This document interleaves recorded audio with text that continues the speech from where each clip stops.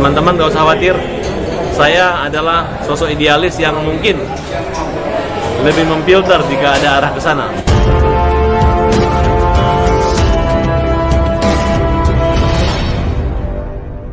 Bang Farhad, ada kegiatan apa nih di PKN? Ini adalah Munaslup Partai Kebangkitan Nusantara, yang dimana hari ini partai ini melakukan pemilihan ketua umum terpilih yang baru, yaitu Bapak Anas Urbaningrum. Jadi beliau maju lagi ke kancah politik Indonesia, melawan kebatilan, dan Anas Urbaningrum merupakan simbol politik perjuangan yang dimana saat ini dia adalah sebagai korban. Dan dalam putusan pengadilan tidak ada satupun yang mengatakan terbukti sesuai dengan sumpah beliau siap digantung di Monas apabila terbukti menggunakan uang hambalang. Jadi sampai saat itu beliau merasakan bagaimana penderitaan di dalam, kemudian tetap berjuang, tetap eksis, dan berharap bahwa apa yang dilakukan perjuangan untuk membuktikan, membersihkan kembali. Akhirnya kami bergabung di sini.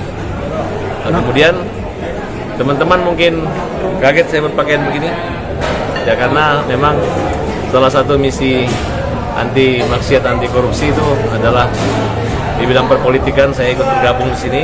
Jadi maksudnya agar ke depan kami nggak hanya berteriak protes melalui LSM, tapi bisa ikut bergabung dengan kekuasaan, bergabung dengan parlemen agar memperbaiki undang-undang, mempertegas, dan terus berjuang buat kemakmuran dan keadilan rakyat Indonesia.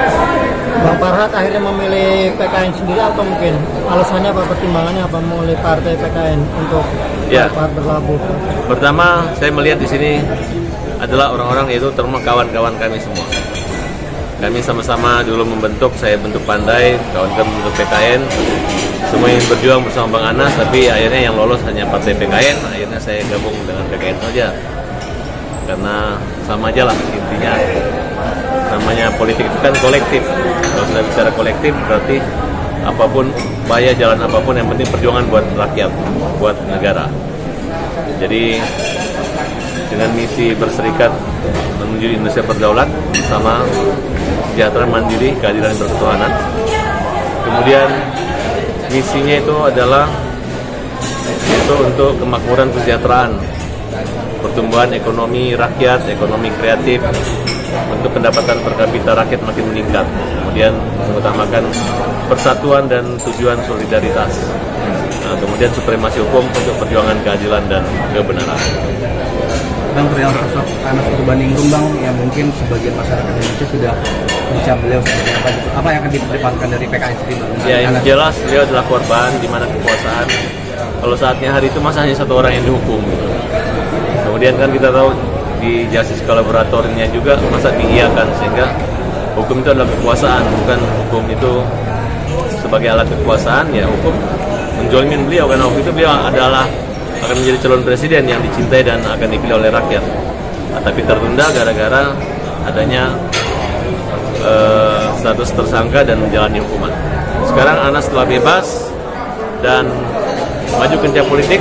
Perdana Menteri Malaysia dihukum bertahun-tahun tetap menjadi Perdana Menteri. Bukan masalah pernah di penjara, tapi ada ketidakadilan di situ. Selama Bang Anas yakin tidak pernah korupsi, tapi mengganti dengan badan hukuman dengan uang, tapi dia yakin dia tidak pernah makan uang yang namanya uang hambalang maupun uang-uang yang dikorupsi dari Nazarudin. Jadi kita semangat, dan teman-teman gak usah khawatir, saya adalah sosok idealis yang mungkin lebih memfilter jika ada arah ke sana. Tapi saya yakin di sini saya akan bebas berkreasi, dan khususnya buat artis-artis ya yang suka berhubungan badan di kamerain, itu nanti akan kami sikat. Kalau saya jadi anggota dewan nanti, artis-artis yang bokep itu nggak perlu ada laporan, langsung dijemput. Kalau ada anak kecil yang bokep, orang rakyat biasa kok dijemput, kalau artis kok enggak gitu kan? Saya nggak ngerti apakah mereka ini lolos gara-gara punya uang atau punya nama besar. Tapi yang jelas, kalau saya nanti partai saya besar dan berkuasa, para selingkuh-selingkuh, para pelakor-pelakor, ataupun para pemain video porno ilegal akan kita buat gerah, kita buat mereka kapok. Sebelum mereka masuk neraka, mereka harus merasakan dulu penjara yang lama. Bang, ini menarik nih Bang, Abang membawa kasus-kasus artis ke dalam pornografi khususnya ke dalam agenda partai Bang. Apakah ini keseriusan Abang untuk mengedepankan ini Bang dalam visi misi Abang mungkin ya? Ya, supremasi hukum itu, kemudian persamaan hukum lah. Gitu.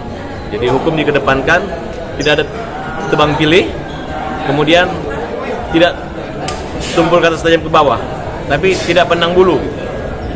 Jadi kayak lembaga KPK dibuat bukan takut korupsi, bukan takut KPK, tapi takut korupsi. Nah, kalau KUHP Undang-Undang ITE yang menyangkut dengan pasal-pasal pornografi ITE, ya menurut saya ya selama masih tidak menyangkut asusila, amoral, mungkin masih bisa kita damaikan. Tapi kalau menyangkut amoral, karena namanya amoral, zina, maksiat, dulu film, itu hukumannya itu di dalam agama juga ada, di neraka.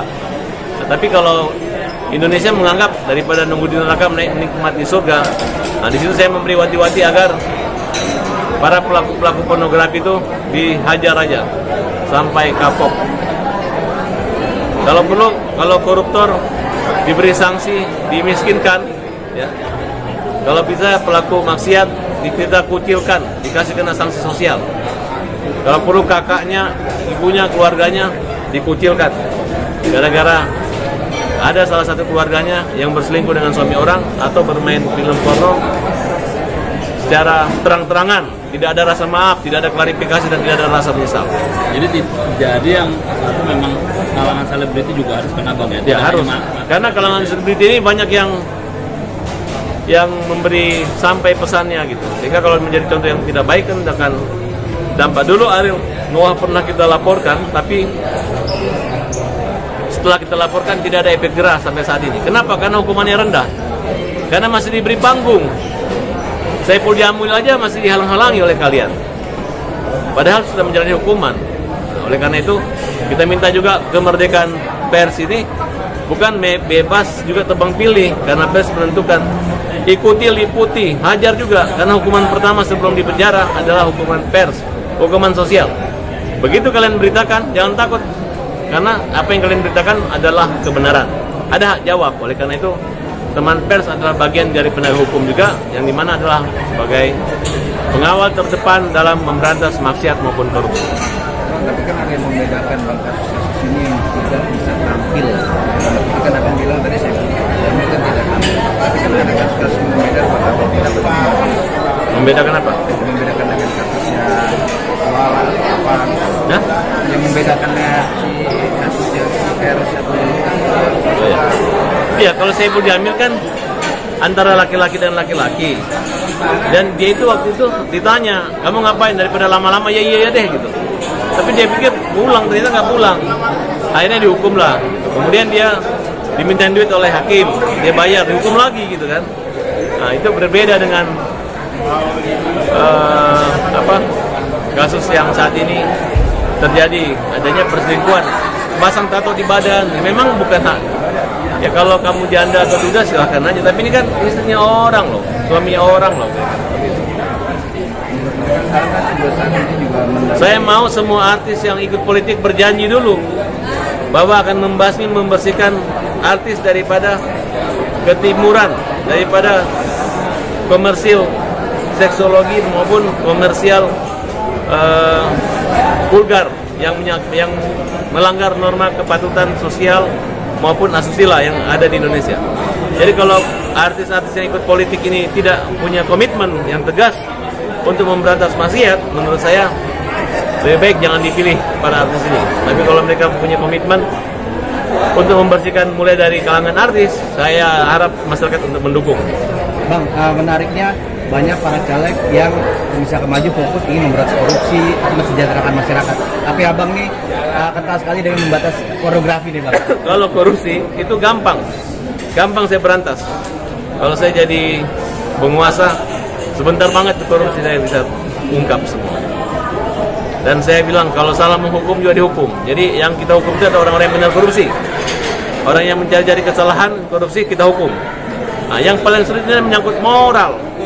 Kalau sudah seks, udah pornografi, udah ganggu istrinya orang, nah itu moralnya agak sulit. Artinya untuk norma agama aja yang dijanjikan masuk neraka aja mereka langgar, apalagi cuma penjara yang cuma 2 tahun 3 tahun.